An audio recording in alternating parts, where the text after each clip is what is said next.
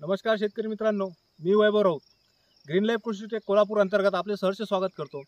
मित्रांनो, आज आपण आलेलो मंगरुळपीर तालुक्यातील मोहरी या गावी। इथे एक आपल्या भेटसाठी आणला एक चण्याचा प्लॉट। तर या चण्याच्या प्लॉटमध्ये आपण कशा पद्धतीने ग्रीन लाईफ कृषी टेक कोल्हापूर अंतर्गत कशा पद्धतीने आपण ट्रीटमेंट केली आणि त्याचा रिझल्ट कसा मिळाला। नमस्कार सर, आपण आपला परिचय द्या।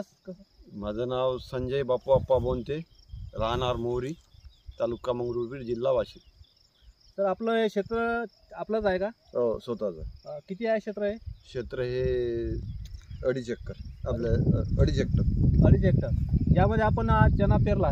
चना पेरल्यानंतर आपल्याला यामध्ये आपण खत वगैरे काही दिलं नाही? काहीच नाही दिलं, कोणत्याच प्रकारचं खत नाही। फक्त पेरताना आपलं बुरशीनाशक लावलं। अच्छा, ते साधंच लावलं, ट्रायकोडर्मा। अच्छा, कुठल्या पद्धतीचं आणि त्यानंतर आपण कुठले रासायनिक ट्रीटमेंट वगैरे काही खत वगैरे काहीच नाही, काहीच दिलं नाही। फक्त आपण याला एक ग्रीन लाईफ ट्रीटमेंट अंतर्गत येणारा एक स्प्रे दिला। तर त्या एका स्प्रेच्या भरोशावर आज हा प्लॉट आहे का? नक्की 100%। कुठव्यात तर सर 100% आपला फरक आहे याच्यात। आधी आता समजा आपल्या माझ्याच आपल्या भाऊचा आपला प्लॉट आहे, त्याच्यात आणि याच्यात जवळपास 50%चा फरक आहे।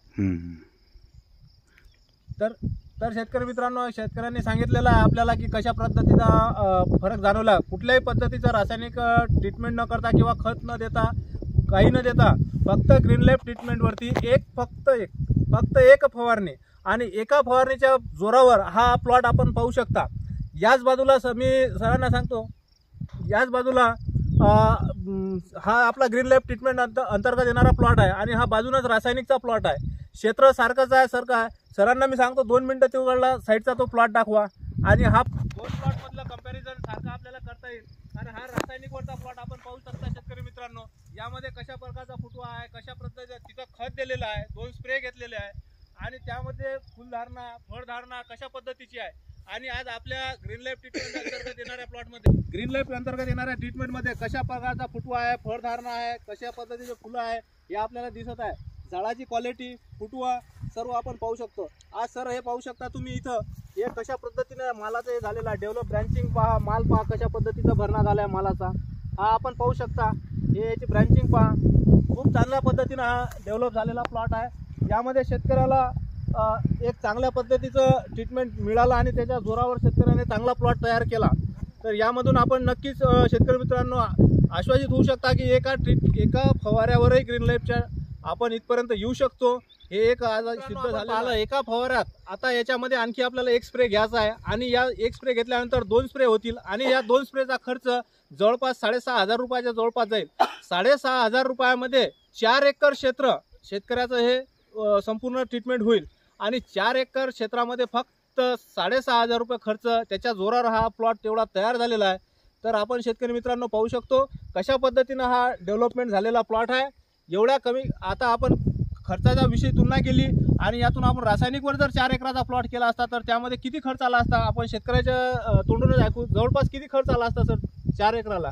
4 एकराला सर रासायनिक खत दिलं असतं तर जवळपास 52 5,200 रुपयाचं रासायनिक खत। आणि याच्या आधी मी जवळपास 3 फवारे दिले, एकही फवारा 3-4 हजार रुपयाच्या कमी आपलं होत नाही। सुरुवातीचा कमी होते, मागचा जर आपलं कोऱ्याजन जर आपलं घेतलं तर जवळपास 12,000 रुपयाचे फवारे। तर शेतकरी मित्रांनो आपण शेतकऱ्याच्या तोडून ऐकलं, गेल्या वर्षी यांनी 12,000 रुपयाचे फवारे आणि जवळपास 6,000चं 5,500-6,000चं खत। तर एवढा खर्च केल्यानंतर अशी क्वालिटी याला कदाचित मिळाली नसेल, यापेक्षा क्वालिटी हलकीच मिळाली। पण आपण 6,000नी संपूर्ण ट्रीटमेंट करून एक चांगल्या पद्धतीचा प्लॉट आपण डेव्हलप केलेला आहे आणि यातून आता नक्कीच शेतकऱ्याला चांगलं समाधान शेतकरी झालेलं आहे। तर शेतकरी मित्रांनो, अशाच प्रकारची अनेक प्रकारची माहिती आपल्याला लागल्यास माझा नंबर स्क्रीनवर दिसेल। माझा नंबर आहे 96 370 65 111। अधिक माहितीसाठी आमच्या यूट्यूब चॅनलला सबस्क्राईब करा आणि नवीन माहिती मिळवा। धन्यवाद।